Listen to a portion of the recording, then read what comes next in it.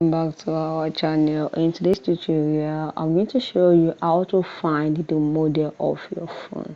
If you don't know the name of your phone, what is all about your phone, the features of your phone, the RAM of the phone, let's dive in. So go to your settings, and then the second step you're going to do is go and this is my phone. Click on my phone, and this is it. The model of the phone is Equinix X665E.